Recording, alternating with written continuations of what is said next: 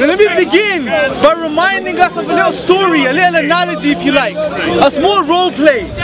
It's 7 a.m. It's 7 a.m. in the morning. 7 a.m. you open your eyes, you look up at the ceiling and you see the same light bulb you see every single morning. The same light shade. You look up, you blink a few times. You blink a few times and you realize it's another day. It's another day. You've woken up again. Back to the rat race. Back to the rat race. You get up slowly out of your bed. You maybe take 2 minutes, 3 minutes, 4 minutes. You climb up out of bed. You walk over to your bathroom. You look down, you see your toothpaste and your toothbrush. You pick up your brush. You put the toothpaste on the toothbrush. talking about bathrooms and toothbrushes. You start brushing your teeth. The normal day-to-day ritual. You brush your teeth and you look at yourself in the mirror. And you ask yourself the question, is this what it's all about? Just waking up every morning. Waking up every morning. Brushing my teeth. Once in the morning, putting on once my in the clothes, evening, and floss as getting well. my briefcase, heading out to work, and repeating the cycle of life that we put ourselves in every single morning, for 50 years, 60 years, 70 years, 100 years. But the point is, as human beings, we all ask ourselves the questions, who am I? What's my purpose? Where am I going? And you know what, ladies and gentlemen, my friends in humanity, we have some crazy atheist hecklers who come every single week. And you know what? Let me tell you something. Let me tell you something. Crazy you know people what? brush their teeth. I'm not here to address crazy atheist hecklers. You know why? Because the atheist hecklers will say this. They will say that we as human beings have evolved to survive and reproduce. We have evolved. Let me finish, sir. Get louder, get up on the ladder if you want to speak. I'm not speaking, I'm heckling. Anyway, they will say very intellectual. We have evolved to survive and to reproduce.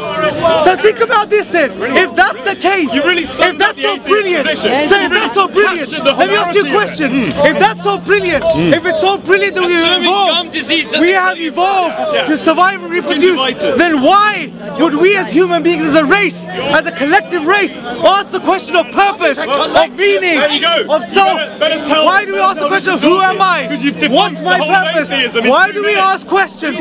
1 second. Why do we ask questions which lead to depression and anxiety and frustration? These questions, you've got the problem. These questions we ask. Every single human being has asked the question of purpose and meaning. Why do we ask these questions? Just evolved to survive. Why do we ask questions which lead to depression, anxiety, and suicide in some cases? It's ridiculous. Atheism is ridiculous. Anyway, back to the point. Back to the point of purpose. I am here, brothers and sisters and friends in humanity, to address you guys and address the sincere people amongst you about purpose. Who are we? Why do we ask these questions? What's the answer? My friends, the answer of purpose, the answer of our purpose can't come from ourselves, because we didn't create ourselves. We didn't make ourselves. We didn't choose our birth. We didn't choose to be here right now. We were the answer. The answer to the question of purpose can only come from the one that made us and created us. And the creator of the heavens and the earth. The creator, the one that made us. And really think about this. The one that made us. And you know what? The one that made us and gave us rational minds. The one that formed us in the wombs of our mothers. The one that brought us together and brought our atoms and our souls together to the point we're here today. And we can think. And this young atheist here can think. Which he can't account for in the absence of God. Because in the absence of God, people listen to this. In the absence of God, you are just a random accident. You are a result of random physical processes. If we are the result of random physical processes, how do you account for a rational mind that thinks? How do you account for rationality? Read some Daniel Dennett, mate. Read some Daniel Dennett. It doesn't make sense. Another reason. There's a book called Unconsciousness. It's ridiculous. Back to the point of purpose. So what does the Creator say? He's the Creator of the heavens and the earth, who made us and gave us mercy, who made us loving and compassionate. He loves us and He has compassion for us far greater than we have for anything else that's created. He, out of His mercy, has sent revelation. He, out of His mercy, has sent revelation to humankind, to human beings. And you know what? Look at what he says. Listen to this. Your creator, my creator, he says this. He created us to worship him. It's that simple. It's very simple. He created us to worship him. You know, to the YouTube clip. And let me prove this to you. All of us here. All of us here. Want what? What do we want as human beings? You need someone to worship. What do we want as human beings? One person. You need What do we want? 7 billion people to worship. What do we want? Someone tell me. What do we want as human beings? What are we looking for? What are we looking for? A new series of Game of Thrones. Happiness. Who said happiness? Someone said happiness.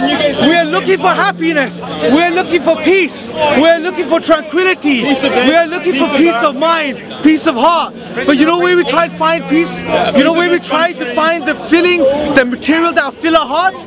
Is in the material world. We want things.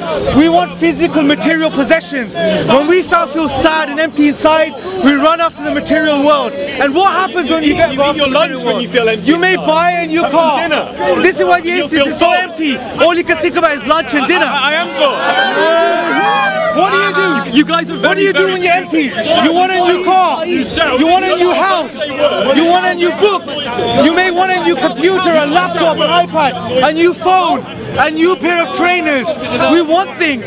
And when we buy things, they temporarily make us happy. They temporarily satisfy us. And all of you here know this. Because we're all the same. We buy things sometimes to make ourselves happy. But they temporarily satisfy us. Maybe an hour, maybe 2 hours, maybe 2 days, maybe 2 weeks. But after that, that car is just the same old car. It's just a piece of metal. That phone is just another phone. That computer is just another computer. We're left in the same spot. We are left at point one. We are left at point one again. We are empty again, and then we go after other things. How to behave. Then just another way of telling people how to behave. If you have some self-decency, hold on a minute. I'll address you at the end. Absolutely not. Anyway, you've addressed nothing. You don't have it. And then we go after other things. And then we go after other things. Like no, we will never. You've taken and mark my words. You've provoked everyone. You've brought this on yourself. Have a nice day. Everybody else. Anyway, the point is this, my friends. The point. This is amazing. Run this 1 second. The point is this, to pay attention. Mark my words. You spend the rest of your life running after material things. The new makeup, the new car, the new phone. Keep doing this. Another 20 years, 30 years, 40 years. Keep doing this where you realize you won't find true peace, true tranquility, true happiness. Because we weren't designed to run off material things. We weren't designed to run off material goods. We were designed to run off the worship of our Creator.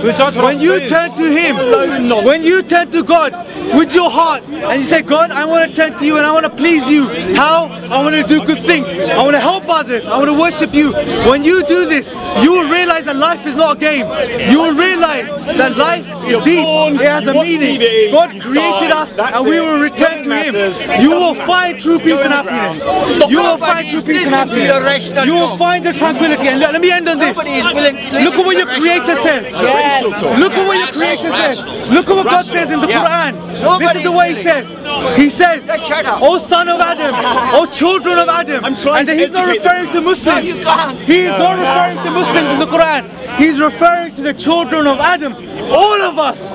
He is referring to all of us. He's saying, if my messenger comes to you, I don't think I'm a child. you're from amongst you. If my messenger comes to you from amongst you, and he recites my verses to you, and he calls you back to me, and you fear me, and you turn back to me, and you rectify yourself, upon you there will be no fear and no grief. Upon you there will be no fear and no grief. You will find peace. You will find tranquility. You will find happiness and contentment. You will find the thing you're looking for, my friends and brothers. Don't take my word. Try this yourself. Just turn to your Creator and ask Him and worship Him. You will find that peace you're looking for. And if you don't want to take my word, carry on the way you're living. Carry on the way you're going, and you'll realize you'll be frustrated, you'll be angry, and you'll take it out on others like this man. You will come to Speaker's Corner, you will have no respect for any human being, and you'll shout over them. Instead of getting a ladder, standing up and being strong on your point and sharing your point, you'll stand there, be a minion, and shout at others. This is what you're doing. So my friends, the sincere people amongst you, the sincere people amongst you, I am sincerely asking you to do one thing. I am sincerely asking you to do one thing. Turn to your Creator. Pick up His final revelation. I will not. Read what He is saying to you. And what you see, as you read it, you'll see it will give you peace. It will give you tranquility. And trust me, I have nothing to gain from this. I have nothing. I'm not getting paid to do this. It's a Sunday afternoon. It's a Sunday afternoon. I'm going to be with my family and my friends. They don't want to see you. But I'm here for you guys. Because the Prophet Muhammad, upon whom he said something. The Prophet Muhammad, peace be upon him, said something. He said, love for your brother what you love for yourself. And this brotherhood is brotherhood in humanity. As Muslims, we're encouraged to love for our brothers what we love for ourselves. And we're told that if you want true peace, this is what's going to give it to you. I'm here for you guys. I want for you what I want for myself. I want you to just to do yourself the justice. Pick up the Quran, put aside the media narrative.